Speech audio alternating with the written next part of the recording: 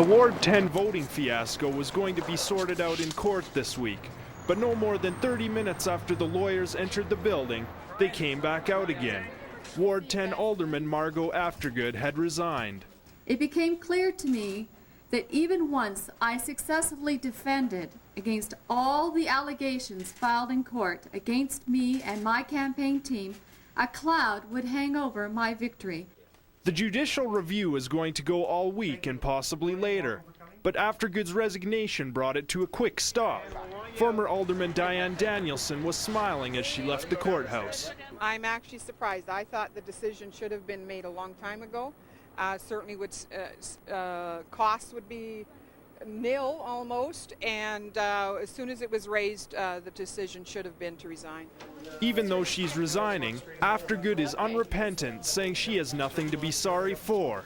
I'd like to say once again, neither I nor my husband did anything wrong. Aftergood's lawyer is pinning the blame on the city for the controversy. The city failed to properly outline the procedure for the mail-in ballot process. There's going to be a by-election held sometime in the next 90 days for Ward 10. Both of the former aldermen say they don't know if they're going to be running for their old position. I really like helping the people of Ward 10, but I want to consult with them first. I honestly don't know right now. Like I've said, I make the decision when the time comes. Aftergood decided to resign when the city offered to pay over half her legal costs. But the issue isn't out of court yet. Danielson's team made the application for the judicial review, and now it's going to be up to them to decide if they want to go ahead with it or not. Jeremy Klaszus, CFCN News.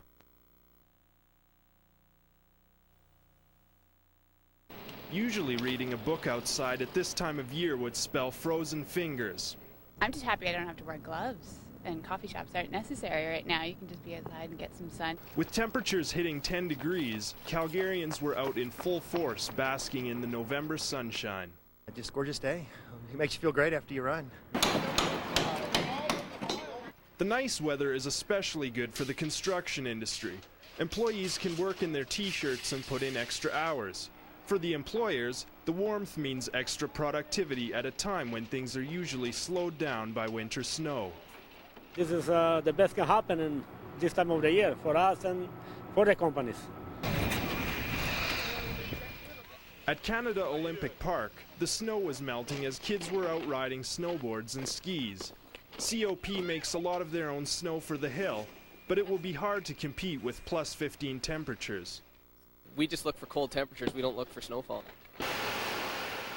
The plus zero temperatures are also extending the gardening season. Mike Watma is the manager of Sunnyside Garden Center.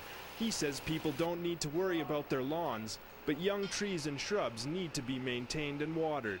The best way is a large amount of water, but done slowly.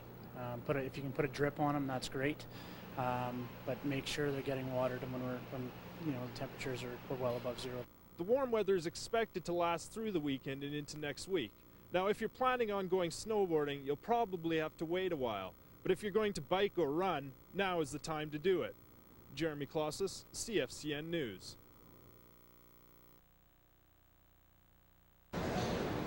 Championship banners hang in Mount Royal College's swimming pool, but no one's swimming for Mount Royal anymore. In April, the college suddenly announced that the swim teams would be cut. At the same time, 3 college VPs were awarded $50,000 bonuses. I went to a few meetings last year and heard how strapped the college was for money. Both the swim teams and the cross-country running teams were dropped because of funding. Student athletes tried to save the teams, but it didn't happen.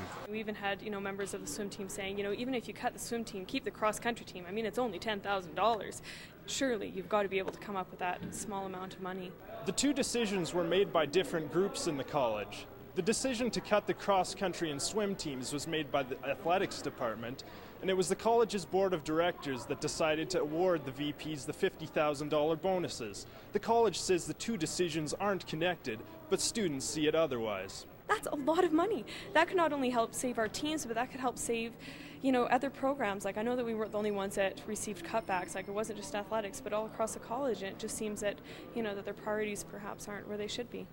The Students Association at Mount Royal says they're hearing from students about this. It seems that we're going to have significant budgetary issues for the next 4 years. In light of that, it makes it very difficult for us to support these bonuses. But the college says the bonuses were awarded in the best interests of the college as a whole. We have a very talented, very dedicated board, and they don't make any decisions lightly. Jeremy Klaszus, CFCN News.